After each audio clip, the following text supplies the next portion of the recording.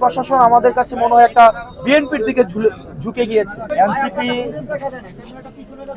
কুমিল্লা 4 অর্থাৎ দেবিদ্বার থেকে আমাকে মনোনয়ন দিয়েছে। আমি গত 29শে ডিসেম্বর সেটি সাবমিট করেছিলাম। আজকে মনোনয়ন বাছাই হয়েছে এবং প্রাথমিকভাবে মনোনয়নটিকে বৈধ ঘোষণা করা হয়েছে। তবে একটি কনসার্নের বিষয় হচ্ছে প্রশাসনের যেই আমরা অভ্যুত্থান পরবর্তী সময়ে যেমন নির্মোহ, বস্তুনিষ্ঠ, নিরপেক্ষমূলক আমরা যেভাবে আচরণ প্রত্যাশা করি, আজকে পরে মনে হয়েছে যে নির্বাচনে কতটা নিরপেক্ষ হবে, প্রশাসন কতটা নিরপেক্ষ থাকবে, সেটি আসলে এখন আমি শঙ্কা প্রকাশ করছি।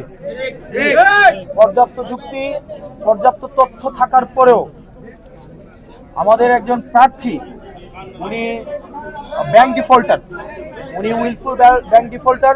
উনি একাধিক আর্থিক প্রতিষ্ঠান থেকে বিগত বিভিন্ন সময়ে উনি লোন নিয়ে সেটি আর ফেরত দেয়নি। দেশের অর্থকে উনি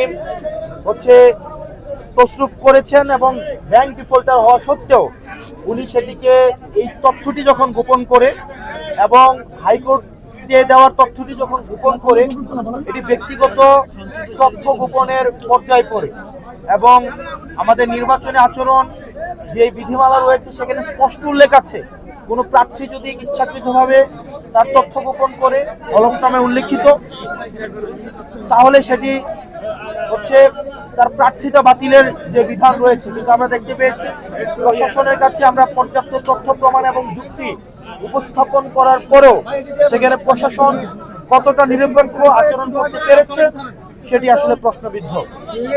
তো আমরা এখনো প্রত্যাশা করি, কিন্তু প্রশাসন আমাদের কাছে মনে হয় একটা বিএনপির দিকে ঝুঁকে গিয়েছে। সহজ কথা, প্রশাসনের যে দ্বিচারিতামূলক আচরণ সেটি নিরপেক্ষ, সুষ্ঠু, অংশগ্রহণমূলক নির্বাচন কতটা হতে পারে সেটি নিয়ে আসলে আমরা শঙ্কা প্রকাশ করছি। আমাদের চ্যানেলে নতুন হলে সাবস্ক্রাইব করুন।